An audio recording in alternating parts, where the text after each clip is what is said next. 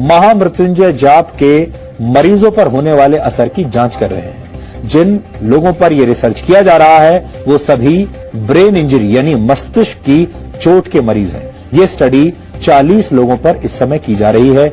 इन 40 लोगों को 20-20 के 2 समूहों में बांटा गया है। इसमें से एक समूह को महामृत्युंजय मंत्र सुनाया गया, जबकि दूसरे समूह को यह मंत्र नहीं सुनाया गया। जिन मरीजों के लिए महामृत्युंजय मंत्र का जाप किया गया उनमें से कई मरीज कोमा में थे। हालांकि इस रिसर्च का तरीका थोड़ा अलग है, क्योंकि मंत्र पढ़ने का काम अस्पताल में नहीं बल्कि अस्पताल से 13 किलोमीटर दूर संस्कृत विद्यापीठ में किया जा रहा है। इसे समझाने के लिए हम आपको अस्पताल की कुछ तस्वीरें आज दिखाएंगे। ये उन मरीजों की तस्वीरें हैं जिन पर राम मनोहर लोहिया अस्पताल में रिसर्च की जा रही है। सही तरीके से मंत्रों का पाठ करने के लिए इस अस्पताल के डॉक्टरों ने दिल्ली के संस्कृत विद्यापीठ से संपर्क किया। इसके बाद वहां के पंडितों ने मरीजों को उनके परिवार वालों की मौजूदगी में महामृत्युंजय मंत्र का संकल्प करवाया। डॉक्टरों और मंत्रोच्चार करने वाले आचार्यों का कहना है कि मंत्रों की शक्ति से 20 में से 18 मरीजों को बचा लिया गया, जबकि जिन मरीजों के लिए मंत्रों का पाठ नहीं हुआ उन मरीजों में कोई सुधार नहीं देखा गया। महामृत्युंजय मंत्र का अर्थ है मृत्यु को जीतने वाला महान मंत्र। ऐसा माना जाता है कि इस मंत्र का जाप करने से अकाल मृत्यु का डर समाप्त हो जाता है। इस मंत्र की रचना ऋषि मार्कंडेय ने की थी। इस मंत्र का मतलब है कि हम भगवान शिव की पूजा करते हैं, जिनके 3 नेत्र हैं, जो हर श्वास में जीवन शक्ति का संचार करते हैं और पूरे जगत का पालन पोषण करते हैं। इसे त्र्यंबकम मंत्र, रुद्र मंत्र और मृत संजीवनी मंत्र भी कहा जाता है।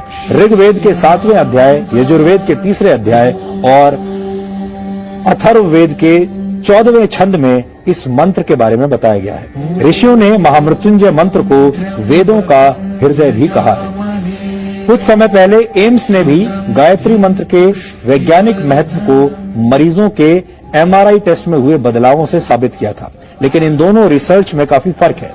एम्स में मरीजों ने खुद गायत्री मंत्र का जाप किया था, लेकिन महामृत्युंजय पाठ संस्कृत विद्यापीठ में आचार्यों द्वारा किया जा रहा है और मरीज वहां से कई किलोमीटर दूर अस्पताल के आईसीयू में भर्ती हैं। इस रिसर्च के जरिए ये समझने की कोशिश की जा रही है कि वेदों और धर्म ग्रंथों में किसी दूसरे के लिए प्रार्थना करने के असर का जो महत्व बताया गया है, क्या उसका कोई वैज्ञानिक आधार है भी या नहीं।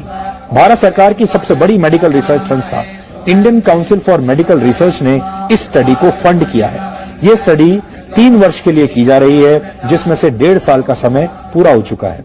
यानी आप कह सकते हैं कि आस्था और विज्ञान के इस अनोखे मेल के फाइनल नतीजे आने में अभी 1.5 साल का वक्त और लगेगा।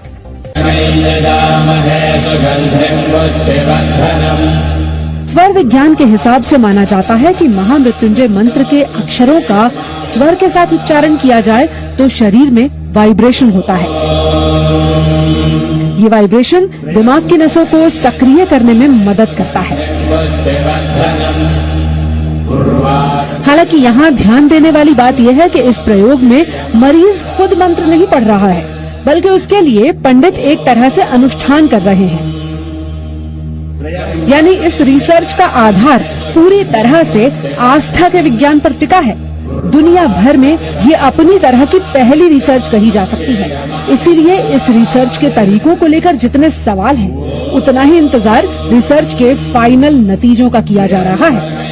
मेडिकल साइंस की भाषा का एक बड़ा प्रचलित शब्द है जिसे कहते हैं प्लेसिबो इफेक्ट।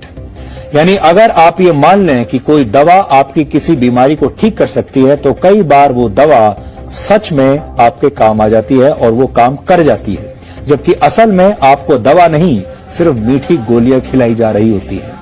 ये सब होता है उस इलाज के प्रति आपकी आस्था और विश्वास के जरिए। इस आस्था से आप में ऐसे शारीरिक और मानसिक बदलाव होते हैं कि आप अपने आप ठीक हो जाते हैं। इसे ही प्लेसिबो इफेक्ट कहा जाता है।